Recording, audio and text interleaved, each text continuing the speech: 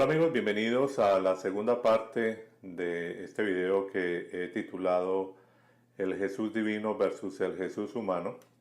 Si usted hasta ahora está viendo este video, lo invito a que mire la primera parte para poder entender la segunda parte. Y bueno, pues hablábamos en el video anterior con respecto a cómo se fue, digamos, formando esta parte divina de Jesús, en donde prácticamente muchos de los personajes mitológicos y muchos de los dioses de los diferentes imperios y de las diferentes culturas a través de prácticamente de la historia humana han tenido que ver con con mucho de la formación o de las características de Jesús, ¿no? Ha habido algunas cosas que retomamos con respecto a eso. Pero hoy vamos a hablar sobre la parte humana. Y cuando hablamos de la parte humana podríamos decir prácticamente la parte histórica. Y aunque obviamente es un tema un poco difícil, sin embargo, vale la pena resaltar que hay un libro que he estado leyendo y del cual he investigado y que me ha parecido de los libros que he leído con respecto a la historia de Jesús, que me ha parecido el más centrado, el más serio, el más histórico, el que deja un poco esa parte de ficción en algunos aspectos y realmente se concentra en puntos fundamentales que son realmente dignos de analizar. Y ese libro es precisamente El Celote, escrito por Reza Haslen, quien definitivamente hace un buen trabajo con este libro. Pienso que ha sido uno de los mejores libros que yo he leído con respecto a la historia de Jesús. He leído otros como JJ Benítez, El caballo de Troya y bueno, algunas otras historias. Sin embargo, pues, eh, aunque hay mucha información en otros libros, la cuestión es que deja como esa duda si fue cierto, si es ficción, si es una novela, si realmente pasó, etcétera, en el caso de los caballos de Troya, etcétera. Pero en este libro me parece muy importante porque se centra en la parte seria, en la parte de investigación, digamos, estudian o nos muestran muchos detalles de la época de Jesús, de esa época, cómo era la parte social, cómo era la parte cultural, cómo era el imperio romano realmente, cómo era que ellos pensaban, por qué esto de las crucifixiones, cuál era el propósito. Bueno, había muchísimas cosas que realmente es un libro muy recomendable. Así que lo que vamos a hablar hoy tiene mucho que ver con parte de esta historia, que no es una novela ni es un libro más, realmente tiene mucha importancia bibliográfica y por eso pues vamos a tratar a colocar algunos aspectos de esta historia, de este libro y otros aspectos que he hecho análisis con respecto también a este tema. Por ejemplo, tenemos que situarnos en la época de cómo era, por ejemplo, Galilea. Y una de las cosas importantes que debemos entender es que en Galilea o en esa época de Jesús existía prácticamente una diversidad de pensamientos, pero muchos de ellos también iban prácticamente canalizados hacia el Mesías, específicamente en el pueblo de Israel, esperando y añorando ese libertador que vendría a sacarlos de la opresión romana. Pero antes de continuar, hay una pregunta que tenemos que hacernos obligada y es si Roma en cierta forma, después en el siglo III, lo que hizo fue precisamente irle dando como forma a esta parte divina de Jesús. ¿Por qué si ellos, digamos, tenían estas creencias por dioses como por ejemplo Mitra, por qué no continuar con un dios como ese? Tratar de imponerlo, teniendo en cuenta que ellos ya tenían el control político y que de una u otra manera pues podían también tomar ese control religioso y irlo prácticamente haciendo como un decreto a nivel, digamos, de todo lo que tenía que ver con las diferentes nacionalidades que se movían en ese momento. ¿Por qué tomar un personaje judío que de una u otra manera para ellos era considerado alguien inferior, porque obviamente ellos estaban por encima de este pueblo, lo tenían oprimido, y por qué tomar a un personaje como este? Es una buena pregunta. Entonces, si cogen un personaje como este, pues nos deja entrever que definitivamente es porque existió. y que eso siempre ha sido como la pregunta si realmente existió ese personaje como tal, la parte humana, la parte como de este liderazgo, de esta persona que movió masas, existió o no existió.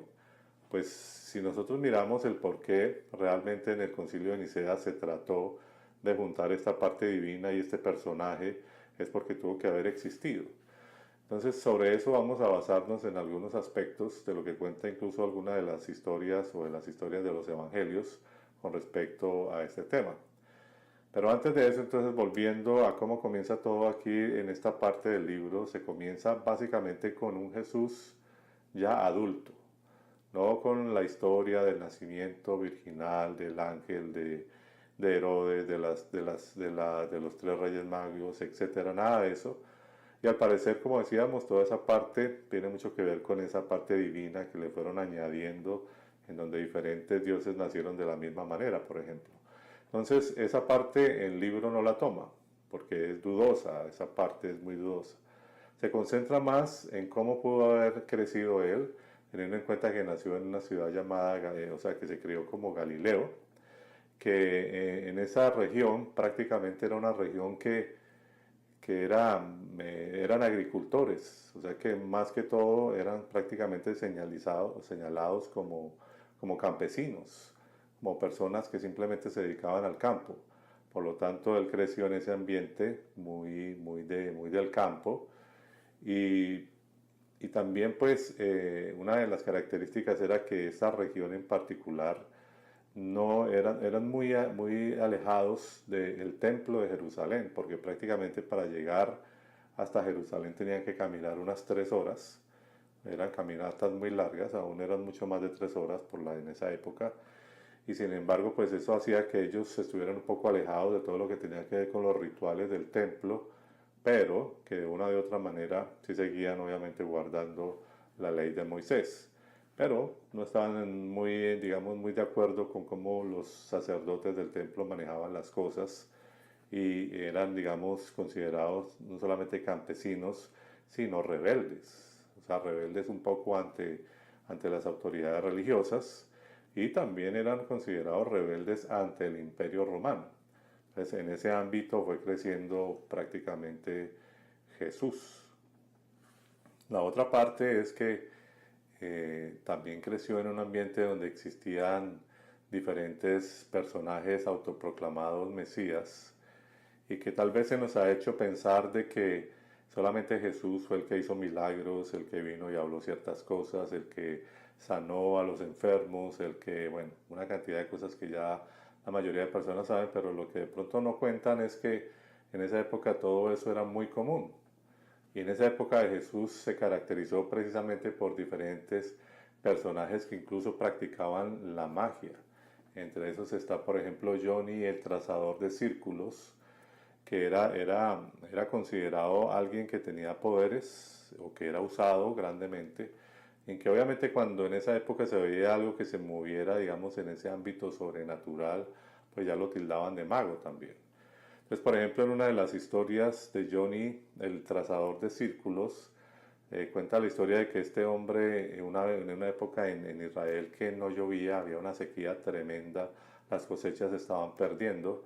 Entonces fueron donde Johnny, el trazador de círculos, y le dijeron la situación, necesitamos que llueva. ¿Qué hizo este hombre? Hizo un círculo en la tierra y se metió en el centro del círculo y dijo, y empezó a hablarle a su Dios, a decirle que escuchara el clamor de la gente y todo esto, y entonces empezaron a caer gotas de lluvia. Sin embargo, la gente le decía, pero eso no es suficiente, hasta ahora está cayendo muy poca lluvia. Entonces volvió y oró y dijo, yo no me muevo de este círculo hasta que no entiendas, hasta que no hagas llover en gran manera para que todas las cosechas se salven, etcétera. Y oró a su Dios y llovió, mejor dicho, a torrenciales. Entonces, ese tipo de cosas pasaban, según nos cuenta esta historia, en esa época. La gente iba donde este tipo de personajes.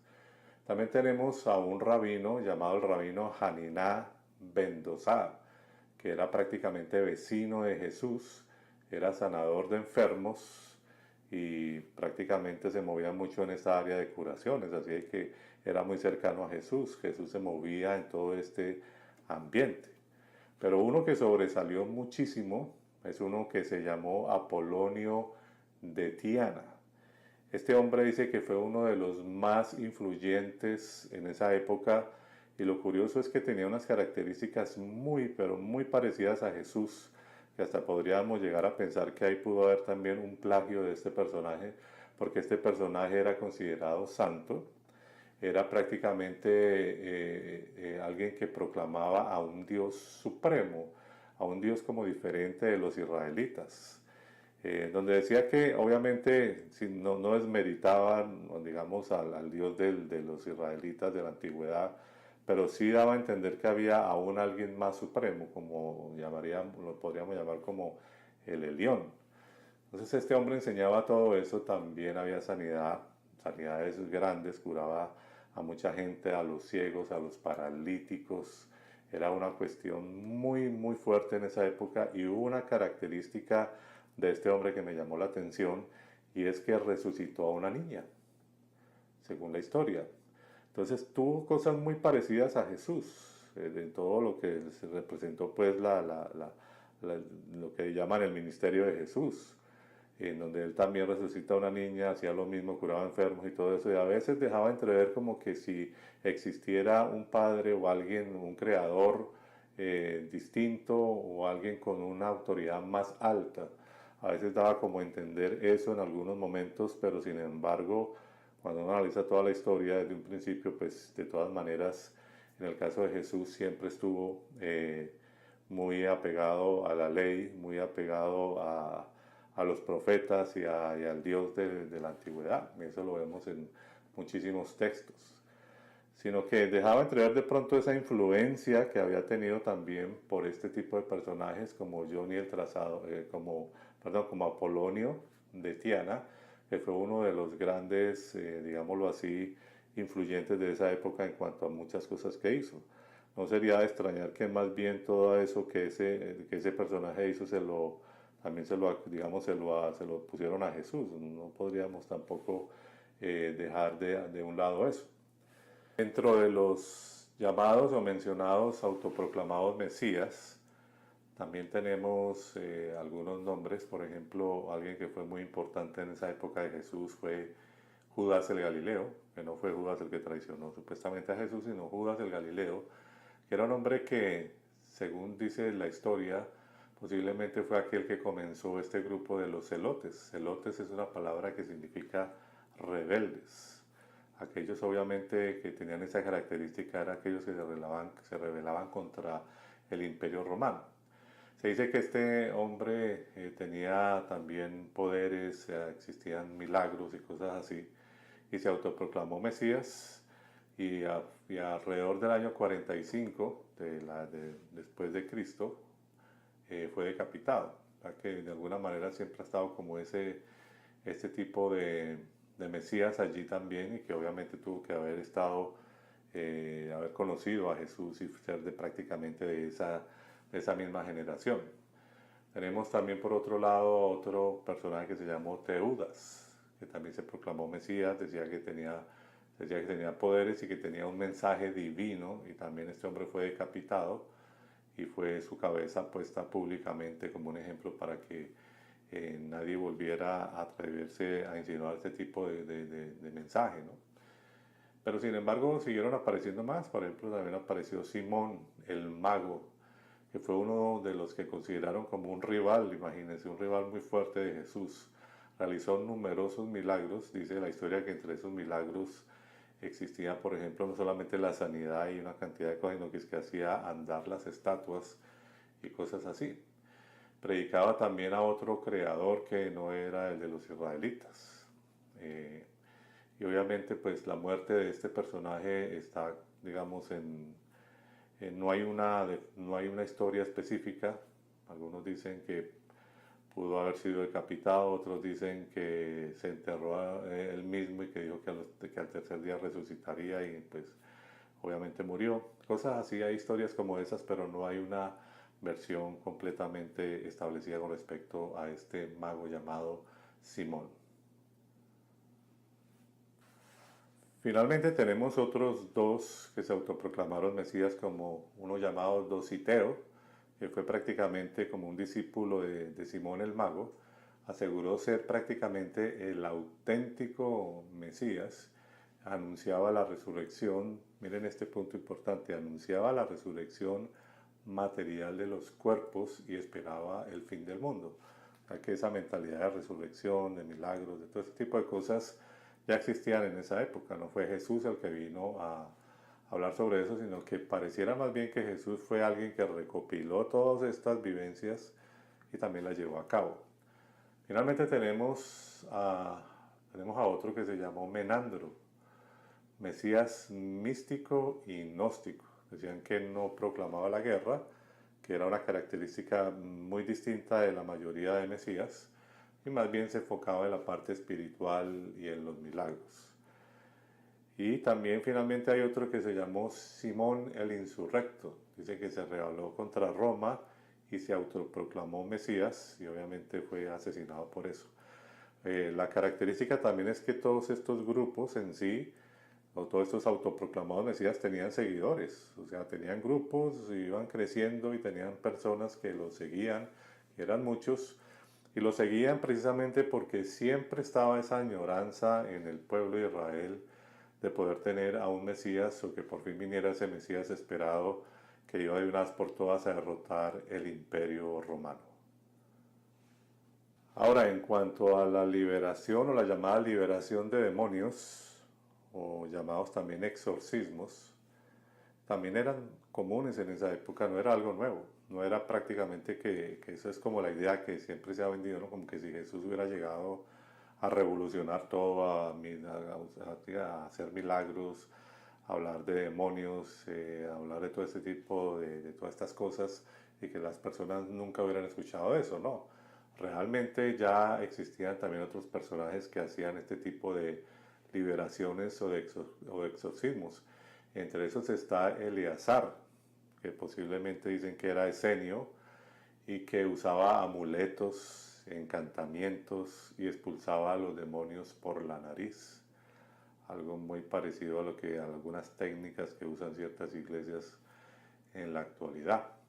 Tenemos también a otro que también llama mucho la atención, un rabino, se llamó Simón Ben Yohai. Le pedía algo que él hacía cuando tenía este tipo de exorcismos, era que él le pedía al demonio que se identificara, que dijera cómo se llamaba. Y esa misma técnica utilizaba Jesús cuando algún momento tuvo un momento con un demonio, le decía al demonio que se identificara. Así que acá lo que nos queda claro es que Jesús, este personaje, tuvo una escuela muy grande.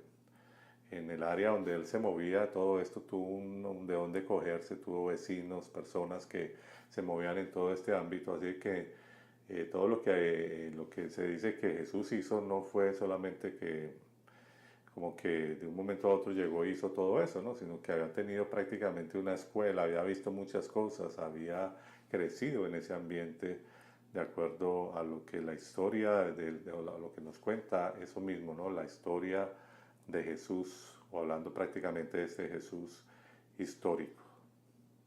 Después de que ya Jesús ha pasado por todo este proceso que mencionamos anteriormente, donde fue influenciado por muchas personas que también se proclamaron Mesías, hacían milagros, etcétera, e incluso exorcismos o liberaciones, llega el momento en que tiene un encuentro, según la Biblia, con Juan el Bautista.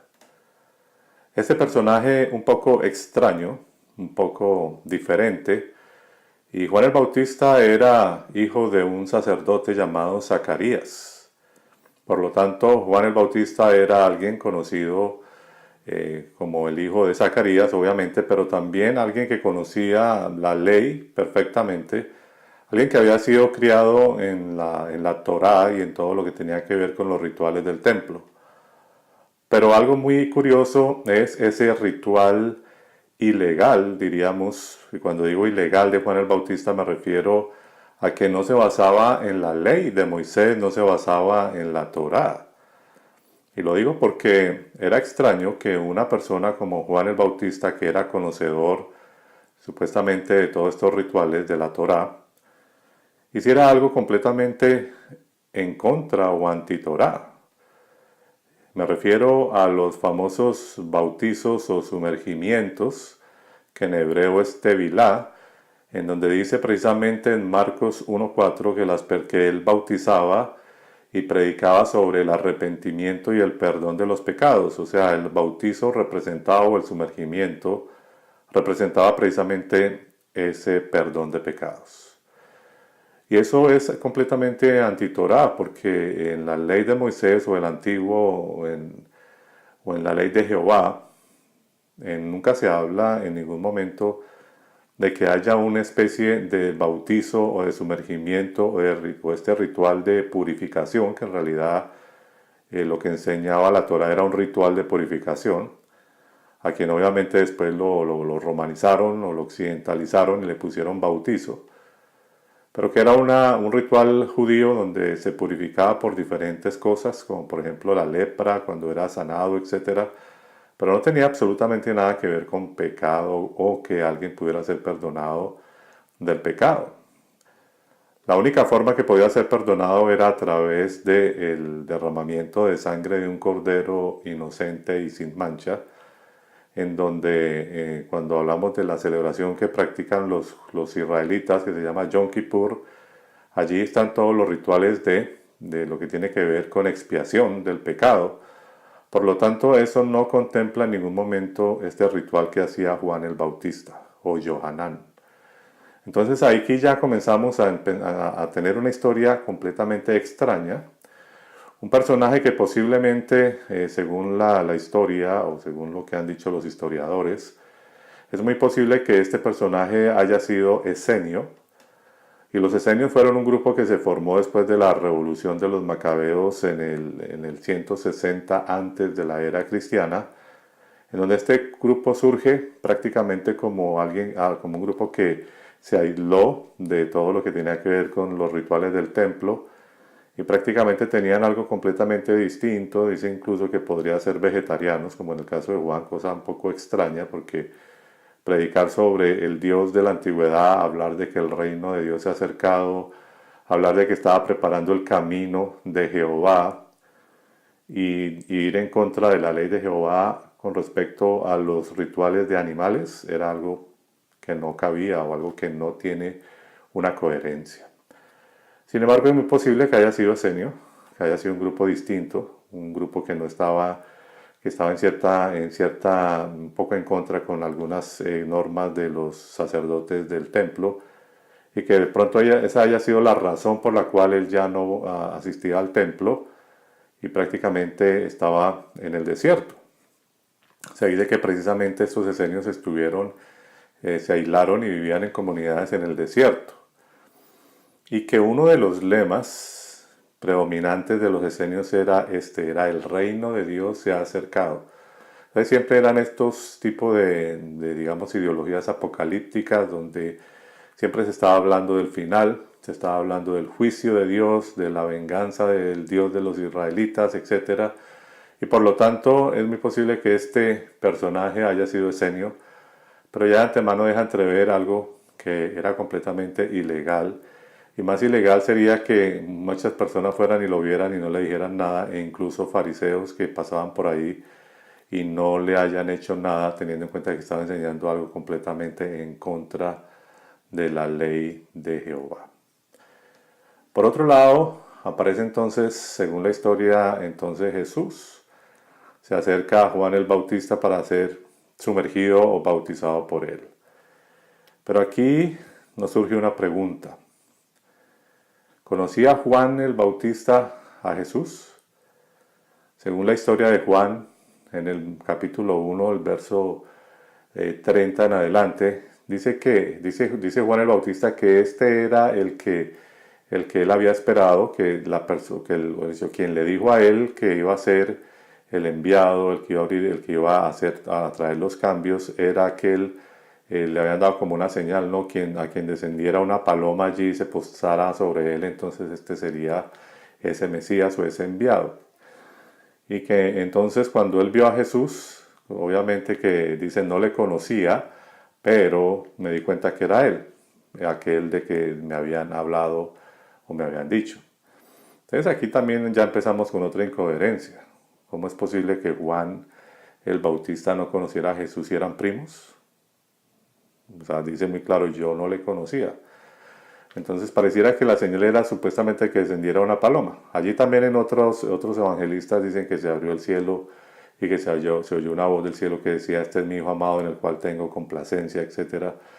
Y uno se pregunta, ¿quién oyó esa voz? ¿Por qué si eso fue un suceso como tan sobrenatural no impactó tanto y no cambió las personas o las vidas inmediatamente de la gente que estaba ahí? Eso realmente parece más una especie de, no sé, como de mitología, una especie bien rara de un Dios hablando desde arriba y la gente viendo todo lo que pasaba y escuchando, etc. Claro que no tiene mucha coherencia, pero volviendo al punto principal de esto es, ¿cómo es posible que Juan el Bautista no conociera a Jesús si eran familiares, si eran primos? ¿Cómo que no lo conocía? Es como si alguien ahora viniera a decir, miren, yo les vengo a presentar a alguien porque he escuchado una voz que esta persona debe ser el presidente de tal país o de este país y esa es la gran señal y aquí les presento al futuro presidente de nuestro país. Y resulta que después la gente se dé cuenta que eran hermanos o que eran familiares o que eran primos y que diga que no le conocía. ¿Cómo quedaría ese anuncio?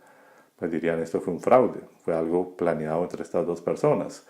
De esa misma manera, esto es una historia bien rara, que precisamente, primero que todo, aquí hay dos incoherencias muy grandes. Una, que Jesús supuestamente conociendo la ley, conociendo la Torá, haya aceptado este ritual ilegal de Juan el Bautista.